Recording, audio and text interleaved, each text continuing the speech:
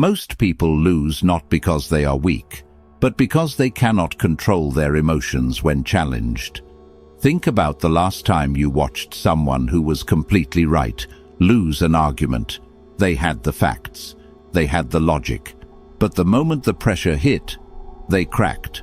Their voice went up, their hands started moving too fast, and just like that, nobody believed them anymore. Every confrontation you face is a test, not of your intelligence, not of your facts. It's a test of control. Can you stay steady when someone attacks your idea? Can you think clearly when your heart is pounding? Can you speak calmly when everything inside you wants to explode? If you can, you win. Not just the argument, you win respect, trust, and power. Machiavelli understood something most people still miss today. Power doesn't belong to the loudest person in the room. It belongs to the one who stays calm when everyone else breaks. Machiavelli spent his life studying leaders and politicians. He watched empires rise and fall, and he discovered a brutal truth. If you can't control yourself, you can't control anything else. Today we're breaking down exactly how to stay unshaken in any confrontation. How your body betrays you in seconds, how people read you before you even speak, and how to turn tension into your advantage. Before we dive in, say this with me. I stay unshaken. Mean it, because by the end of this, you'll understand why that sentence carries more weight than any argument you could make. Let's begin. Number 1. People trust steadiness, not excuses. Here's what most people get completely wrong.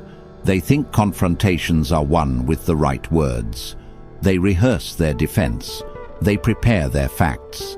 They line up their logic like weapons. And then when the moment comes, they deliver their perfect response. And nobody cares. Because in heated moments, people aren't listening to your words the way you think they are. They're watching you, reading you, studying every micro-signal your body sends. How steady is your voice? How calm is your face? How controlled is your breathing? Based on those signals, they make a snap judgment about whether you're credible or not, whether you're strong or weak. Machiavelli wrote, "Men are governed by appearances as much as by reality." He didn't say appearances matter a little. He said they matter as much as reality itself. How you look in a confrontation is just as important as whether you're actually right. Watch two people argue. One person has all the facts, but their voice is shaky. They keep looking away. They're fidgeting. The other person might be half wrong, but they're calm. They speak slowly. They hold eye contact. Who wins in your mind? The calm one, every time. Because calmness projects reliability. It makes people think, this person knows something I don't. This person is in control. Nervousness projects weakness. It makes people think, this person is hiding something. This person doesn't even believe their own words. You can have the truth on your side and still lose because you couldn't control your delivery. This is why preparation isn't just about what you'll say. It's about how you'll show up.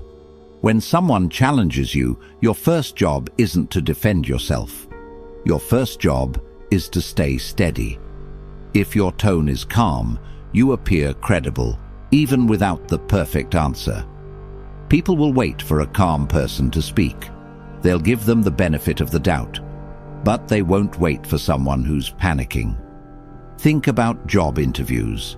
Someone asks a tough question you didn't expect. You have two options. Option 1, panic, talk fast, stumble over words, fill silence with anything. Your voice goes up. You can see in their eyes you're losing them. Option 2, pause, breathe, look them in the eye. That's a great question. Let me think about that for a second. Then take that second. Calmly. Which version gets the job? The second one. Not because the answer was better, because the presence was stronger. This applies everywhere. Arguments with your partner, conversations with your boss, public criticism, family drama. Your words matter less than your presence. Your logic matters less than your composure. Stay steady, and people will trust you even when they disagree. Stay steady, and you control the room even without all the answers. Steadiness is trust. Nervousness is doubt. Number 2, steady body, steady mind. Let's get specific, because saying stay calm is easy. Actually doing it when your heart is racing is different. In a confrontation, people scan your body, and your body tells the truth, even when your mouth lies. You can say, "I'm fine." But if your hands shake and your eyes dart around, nobody believes you. Your body is a billboard advertising your internal state. Most people can read it in 3 seconds. Shaking hands mean nervousness. Restless eyes mean insecurity. A rushed voice means panic. Crossed arms mean defensiveness. Every movement, every posture shift, every tone change, people pick it up and use it to decide if they should respect you or dismiss you. Machiavelli said, "Men judge more by the eye than by the hand." What they see in your composure matters more than what you argue with words. To stay unshaken, control your body first, because your mind follows your body, not the other way around. Most people think backwards. They think calming their mind will calm their body. But when you're in a confrontation, your nervous system is already activated. Trying to calm your mind with thoughts alone is like stopping a freight train by thinking about it. Control your body. Your brain takes cues from your body. If your body is calm, your brain thinks, maybe this isn't so dangerous. Your mind follows. 3 things you can control right now. First, your breathing. When stressed, your breathing speeds up and gets shallow. You breathe from your chest. This signals your brain, danger, survival mode. Your prefrontal cortex, the part that handles logic and reasoning, goes offline. Your amygdala, the part that handles fear, takes over. That's why people say stupid things in arguments. Your scared brain is driving, not your smart brain. So when you feel heat rising, slow your breathing. In through your nose, out through your mouth. Breathe from your belly, not your chest. Do this a few times. Your heart rate drops. Your brain gets the message, we're okay. Now you can think clearly. Second, your posture. Stand or sit like you're in control. Not arrogant, just solid. Standing, plant your feet shoulder-width apart. Don't shift weight back and forth. Just stand firm. Sitting, sit up straight. Don't slouch. Keep shoulders relaxed, but not slumped. Keep your hands visible and still. Don't fidget with your pen, phone, hair. Don't tap fingers. Don't cross and uncross your arms. Every unnecessary movement broadcasts nervousness. Keep your hands still, on the table, on your lap, at your sides, calm and controlled. This makes you look steady to everyone watching, and it makes you feel steady. Your brain sees your body acting calm and starts to believe it. Third, your voice. When nervous or angry, your voice speeds up, gets higher, gets louder or quieter in weird ways. You talk faster, trying to get everything out before losing nerve. The moment your voice changes like that, people stop trusting you. So slow it down. Speak at 70% of your normal speed. Lower your pitch slightly. Keep volume steady. If you need to pause, pause. Don't fill silences with or nervous laughter. Just pause. Let silence sit there. Silence is power. Silence makes others uncomfortable. When they're uncomfortable, they start talking to fill the gap. When they start talking, you're back in control. A calm, measured voice makes people stop and listen. It makes you sound like you know something they don't. Here's what most don't realize. Calm body language doesn't just make you look strong. It makes others doubt their own agitation. When you stay calm while someone yells, something strange happens in their brain. They start feeling off balance. They're throwing energy at you, and you're not reacting how they expected. They expected you to yell back, to match their intensity. When you don't, they question themselves. Why am I so worked up? Why isn't this person scared? Do they know something I don't? Just like that, you've taken the upper ground without raising your voice. Machiavelli knew that whoever controls their body controls the situation. Power isn't about aggression, it's about presence. When someone comes at you hard, when tension spikes, remember, slow your breathing, steady your posture, measure your voice.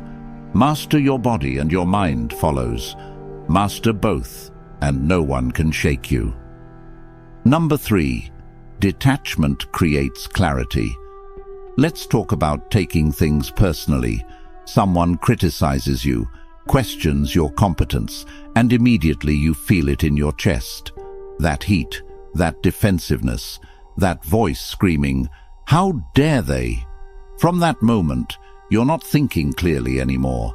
You're reacting, defending, protecting your ego instead of solving the problem.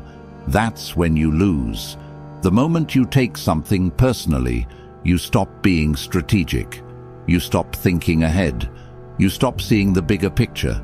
You're just trying to win right now, no matter what it costs later. This is where detachment becomes your superpower.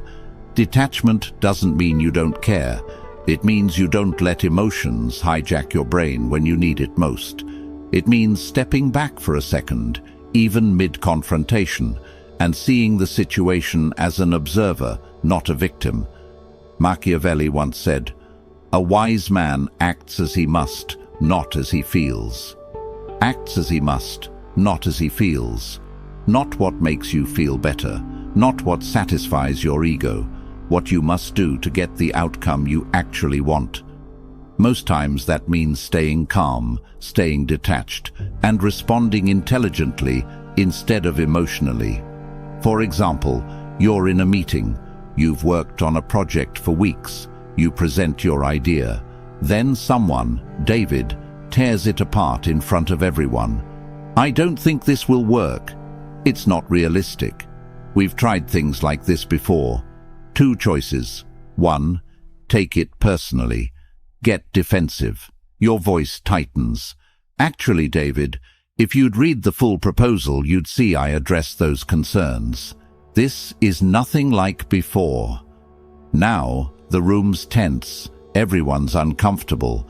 David doubles down because you challenged him publicly.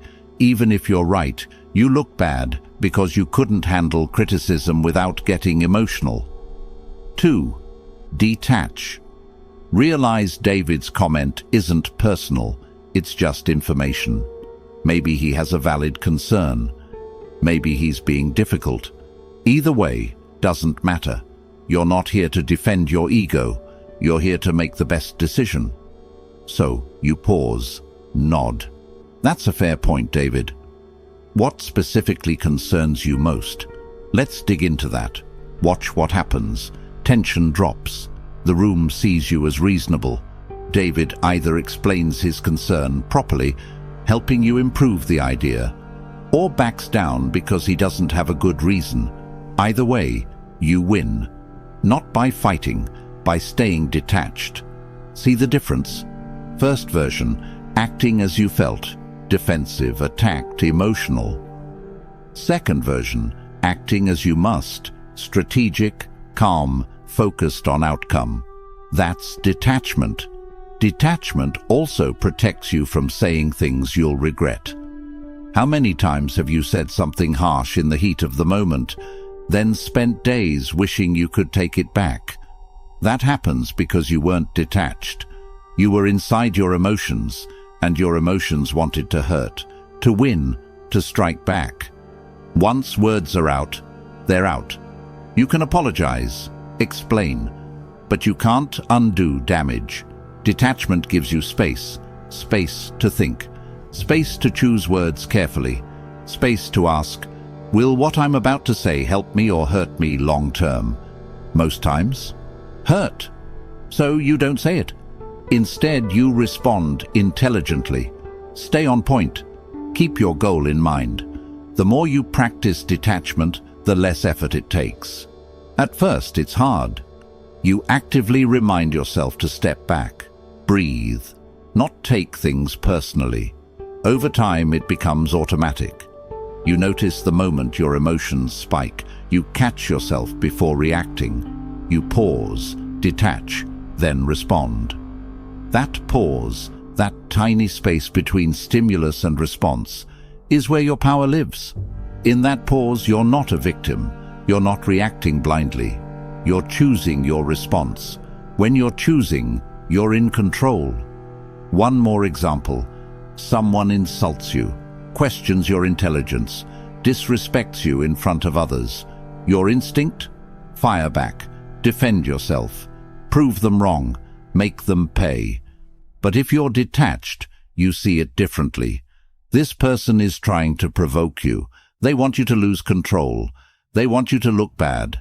If you react how they expect, you give them exactly what they want, so you don't react at all, or you react so calmly it throws them off. Interesting perspective. Thanks for sharing. Then you move on, like it didn't even touch you. That's power. That's control. Now they look bad, aggressive, emotional, desperate, and you look unshakable. Machiavelli knew that whoever controls their emotions controls the outcome. Detachment creates clarity. Clarity creates better decisions. Better decisions create better results. When someone challenges you, when heat rises, when you feel that urge to defend, breathe, step back, observe, detach. See the situation for what it is, not what your emotions tell you it is. Then respond as you must, not as you feel. That's how you stay unshaken. Number 4, calmness turns tension into leverage. Now we get into real strategy, because staying calm isn't just defense, it's a weapon. When things get heated, calmness stands out. Everyone's raising their voice, getting emotional, talking over each other. The energy is chaotic. Then there's you, calm, steady, not adding to the noise. Immediately, you become the center of gravity. People pay attention differently, not because you're loud, because you're quiet in a room full of noise. That's where leverage begins. When you're calm in chaos, others unconsciously follow your lead. They lower their voices to match yours. They slow down. They look to you for direction, stability, reassurance. You become the anchor in the room, the one who looks in control even if others outrank you, even if they're older, more experienced. None of that matters. In that moment, authority belongs to whoever looks least shaken. Pure Machiavelli. He understood real authority isn't given by titles. It's taken by whoever commands presence. Arguments with your partner. You stay calm while they're upset. Suddenly you're the reasonable one, even if partly wrong. Conflicts with family. You keep your voice steady while others yell. You become who people turn to for solutions. Workplace disputes. You remain composed while others freak out. Your boss sees you as leadership material. It's not manipulation. It's understanding reality. People gravitate towards stability. When everything's falling apart, they want someone who isn't. Someone who looks like they know what to do next. If you're that person, you gain influence you didn't have before. You don't need all the answers. You don't need to be the smartest. You don't even need to be right. You just need to be calm. Calmness creates the illusion of competence, makes people think you're more capable than you might be in that moment. Once they think that, they defer to you. Ask your opinion. Look for your approval. That's leverage. Let's be clear. Leverage here doesn't mean manipulation. It means you're in a better position to guide the outcome in a way that works for everyone. With leverage, you can de-escalate. Propose solutions others wouldn't have listened to if you were emotional too. You can say, let's all take a breath and approach this differently, and people actually listen because you're not part of the problem, you're part of the solution. Machiavelli wrote extensively about perception and power. He knew how you're perceived often matters more than what you actually are. A prince who appears strong is strong, even if his kingdom struggles. A leader who appears calm is trusted, even if internally uncertain. That's not dishonesty, that's understanding human nature. People make decisions based on what they see and feel, not just facts. What they see when you stay calm is strength, confidence, control. So they give you authority, even if you didn't have it before. You're arguing with someone you care about. Partner, best friend, sibling. Getting heated. They're saying things that hurt. You want to say things back that hurt, but you stay calm. Listen. Don't interrupt. Don't raise your voice. What happens? At first, they might keep going, keep pushing, but after a while, your calmness works on them. They start feeling uncomfortable being the only emotional one. They start calming down too. When they calm down, the real conversation can finally happen, where you actually solve the problem instead of just hurting each other. That's leverage, not over them, with them. Calmness doesn't just protect you, it changes the entire dynamic. It turns tension into opportunity, to lead, to guide, to create a better outcome. When the room is hot, when emotions are running high, when things feel out of control, don't add to the fire. Be the calm in the storm. Watch how quickly you become the person everyone's looking to. Number 5. Consistency builds an untouchable reputation. Here's where everything comes together. Staying calm once, in one meeting, one argument, one confrontation. That's good. It helps in that moment. People notice. You handle it well. You move on. But staying calm consistently, over time, in every situation, that's when you become untouchable. If you're calm once, people dismiss it as luck. They just happened to be in a good mood, or they weren't really invested. They don't give you credit. They don't change how they see you. But if you remain calm consistently, every time something goes wrong, every challenge, every pressure moment, people start labeling you. The label, Unshakable. Once that label sticks, it becomes your reputation. Your reputation protects you in ways you can't imagine.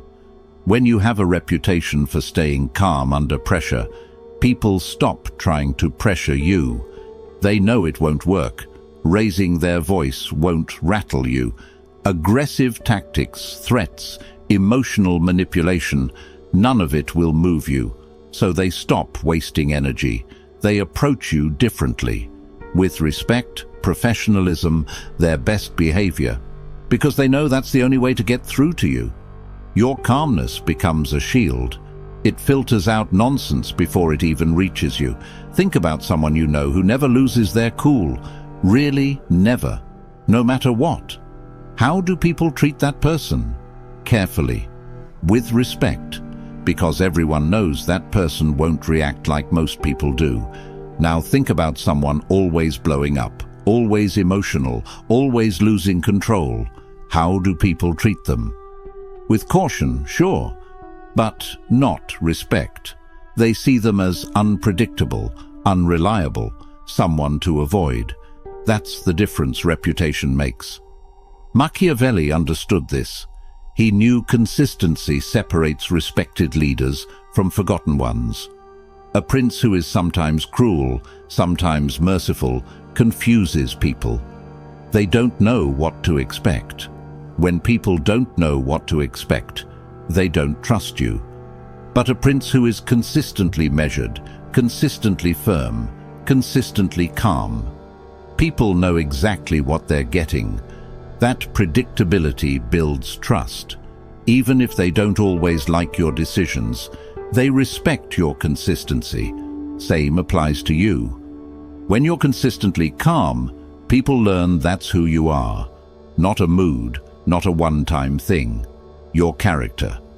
Once it's your character, it becomes your identity. People introduce you that way. You need to meet Alex. Nothing rattles them. Or at work, if there's a crisis, get Jordan in the room. They never panic. That reputation opens doors, creates opportunities, makes people want you on their team, in their corner, leading their projects. Everyone wants to work with someone who won't fall apart when things get hard. But here's the hard truth. Building this reputation takes time and requires real consistency. You can't be calm for a month, then blow up at someone and expect your reputation to survive intact. It won't. One major loss of control can undo months of steady behavior, because people remember explosions more than they remember calm. That's how human memory works. We remember outliers, dramatic moments, times someone acted out of character. So to build an untouchable reputation, you have to commit. Not for a week, not when convenient, always. That doesn't mean you can't have emotions. You can be upset, frustrated, disappointed. It means you don't let those emotions control how you show up. You feel them, process them, but don't let them dictate your behavior in the moment. You still speak calmly, think clearly, maintain your presence. Over time, that consistency compounds. Every time you stay calm when others expect you to lose it, your reputation gets stronger. Every time you handle a crisis with composure, people trust you more. Every time you refuse to be shaken, you add another brick to the wall that protects you. Eventually, that wall becomes so strong, nothing can break through. People will test you early on, especially if they're used to seeing others crack. They'll push harder, try to provoke you, see if you're for real or just acting. But if you pass those tests, if you stay unshaken every time, they stop testing. They accept this is who you are, and they adjust their behavior accordingly. This is when you've truly won, not just individual confrontations, but the long game. Now you don't have to fight as many battles. Your reputation does the fighting. People approach you with respect from the start. Don't try to intimidate you. Don't play games. Don't waste your time with drama. And on the rare occasion someone does challenge you, everyone else in the room is already on your side, because they know you're not the problem. Machiavelli said, "It is better to be feared than loved if you cannot be both." But there's a third option, to be unshakable. When you're unshakable, people don't exactly fear you, and they might not love you, but they respect you deeply. And respect is more valuable than either fear or love, because respect lasts. Fear fades when you're not watching. Love fades when emotions change. But respect for someone who never breaks, that stays. If you take nothing else from this, take this. Calmness is not just a tactic, it's an identity. Build that identity consistently, over time, and you don't just survive confrontations, you rise above them entirely. True strength in confrontation is not about volume, not about dominance, not about the loudest voice or sharpest comeback. It's about steadiness. People lose trust in those who can't hold themselves together. They see someone shaking, voice cracking, emotions spilling, and think, this person can't be trusted with anything important. But when they see someone stay calm, who doesn't flinch, who keeps composure when everyone else falls apart, they follow, they respect. Sometimes they even fear. Not because you're aggressive, because you're untouchable. Machiavelli's lesson is simple. Control yourself first, and you control the situation. When you master your breathing, your posture, your voice, you master the room. When you detach from emotion and act strategically, you win the long game. When you stay calm consistently, you build a reputation that protects you forever. This isn't theory. This is how power actually works.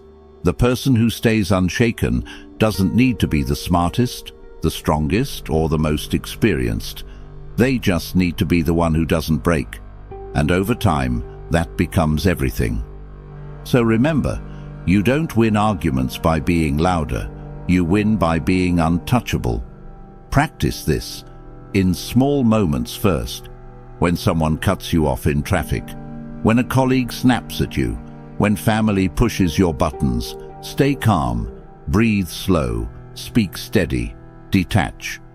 Each time you do, you're building the skill, building the reputation, building the identity. Eventually it becomes who you are, not what you do in some situations, who you are in all situations. That's when you become truly unshaken. If this resonated with you, hit that like button. Share this with someone who needs to hear it. Subscribe for more lessons on power, composure, and strategy. And before you go, say this one more time with me. Nothing moves me. Mean it. Live it. Become it. You're unshaken. Now prove it.